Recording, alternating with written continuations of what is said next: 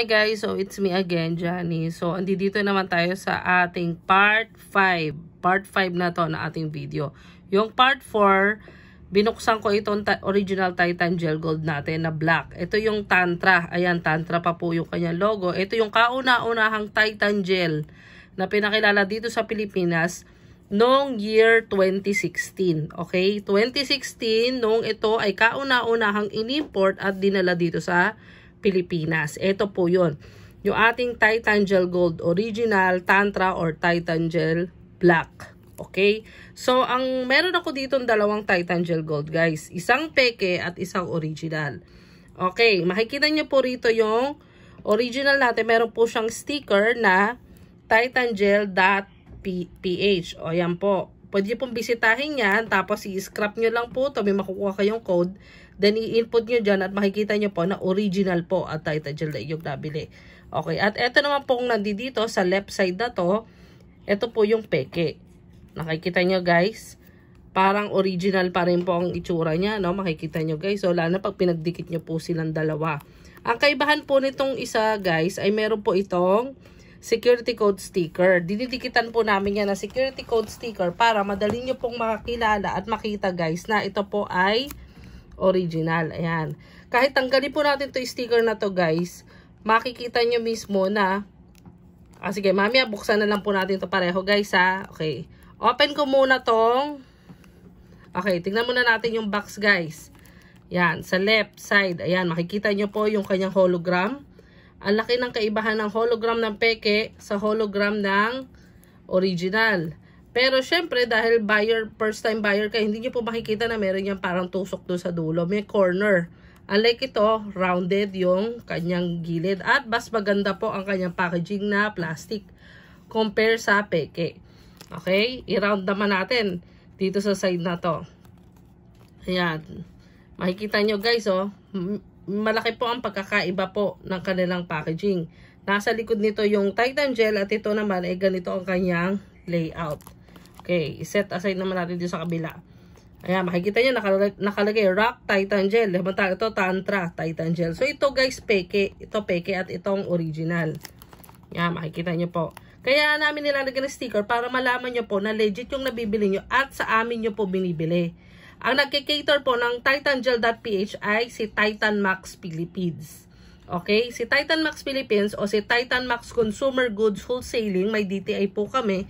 Kami po ang legit distributor, marketed and distributed by Titan Max Consumer Goods Wholesaling or in short, Titan Max Philippines. Kami po ang nagkikater ng Titan Gel dito sa Pilipinas. Kaya po sa amin po itong sticker mula noon hanggang ngayon, hindi po kami nagbabago.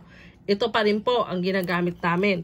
At yung titanmax.com na website po namin, yun pa rin po ang gamit namin sticker. Okay, buksan po natin muna. Unahin natin itong peke guys. Ayan guys, sige, dito yan. Ang dali lang buksan ng plastic ng peke. Open natin. Yan, sige, sirain na natin guys. Okay. Yan, sirain na natin. Para makita nyo pong maigi. Yan. So, ayan ang packaging ng peke. At i-open din po natin ang, ayan, in-open ko na rin kasi ito. Open po natin ang Titan Gel Original, guys. Yan. Yan, open na natin yan, guys.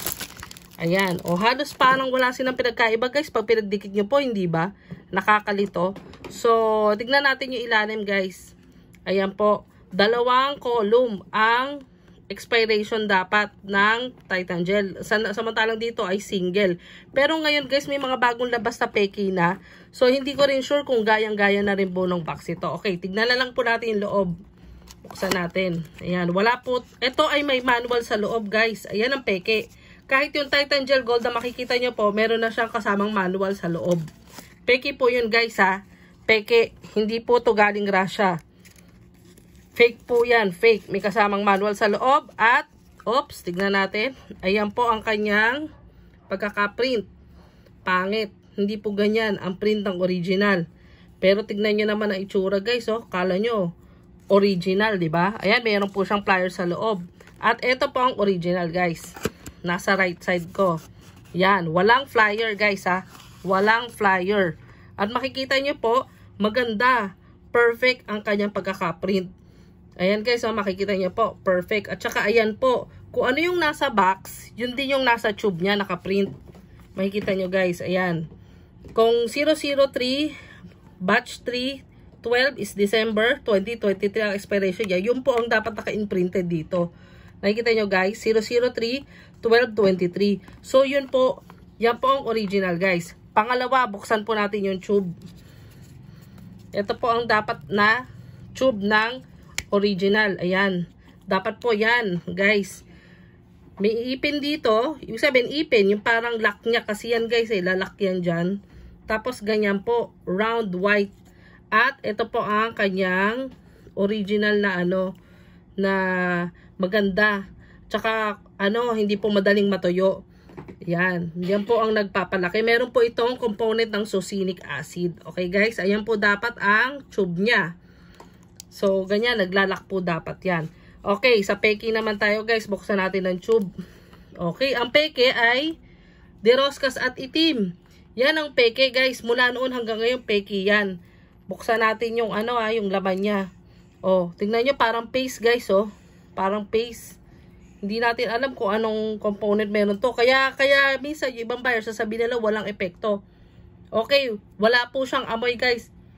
Amoy herbal siya pero parang hindi po ganoon ang amoy ng original Titan Gel. Ang Titan Gel dapat maganda ang amoy niya. Mabango at menthol. Opo, ganun po dapat ang kanyang fragrance. Yan, nakita niyo tong original.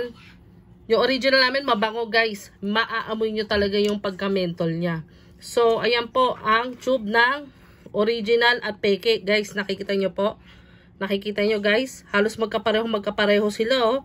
Pero kung makikita nyo, dito ang pangit ng print at dito ang ganda. Ayan. Oh, nakita nyo guys. Ayan. Yan po ito po ang original at ito po ang peke. Okay? So, panoorin nyo lang guys ang aking mga ginagawang video. Ito ay part 5. Meron din po akong ginawang video tungkol sa Titan Gel Supreme at Titan Gel Gold.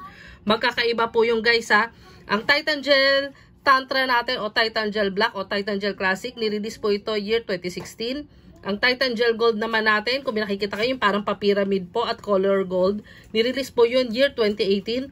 At yung bagong release natin na Titan Gel Supreme, nirelease po yun year 2020 nung nag-pandemic. Okay? So, yan. Peki po yan guys yung flyer na nasa loob. Peki po yan. Pero tignan nyo, ang ganda-ganda ng flyer. Oh. Parang kagaya ng flyer sa original. Kasi ang flyer po ng original guys, kahit noon pa kayo bumibili sa amin year 2016, lagi po yung nakaseparate. Wala po yan sa loob ng box. Okay? Wala pong flyer dapat sa loob ng box. Yun po ang original. So, ayan. Mag-iingat kayo guys. Nagkalat ang peke oh. Baka isa na rin kayo sa nakabili nito. So, hanapin nyo lamang po, Titan Max Philippines. Yan po ang legit dealer dito sa Pilipinas. Okay? Thank you for watching my video. Subscribe na rin po kayo sa aming Titan Gel official YouTube channel. At meron din po kami official store sa Shopee at Lazada, guys. Titan Max Philippines official. Nakalagay po yun doon. Maraming salamat po and God bless.